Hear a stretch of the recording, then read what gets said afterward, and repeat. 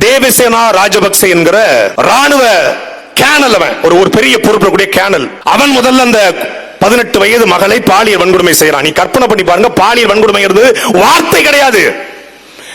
அவளை பாலியல் வன்கொடுமை செய்யறான்.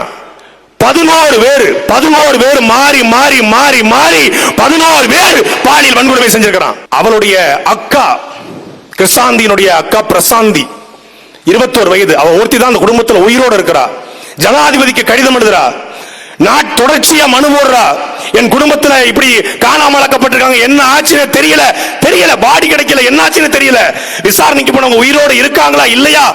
அதுக்கப்புறம் ஜனாதிபதியின் உத்தரவின் அடிப்படையில் விசாரணை நடக்கிறது. நீதிபதியின் உத்தரவு விசாரணை நடக்கிறது. விசாரணையில ராணுவ முகாமுக்கு சென்ற தடயங்கள், ரத்தங்கள், அங்கே விசாந்தியினுடைய உடைகள் கிடைக்கிறது. அதை வைத்து இவர்கள் குற்றவாளி என்று 11 பேர், தேவசேனா ராஜபக்சே உட்பட 11 பேர் கைது செய்யப்படுறாங்க.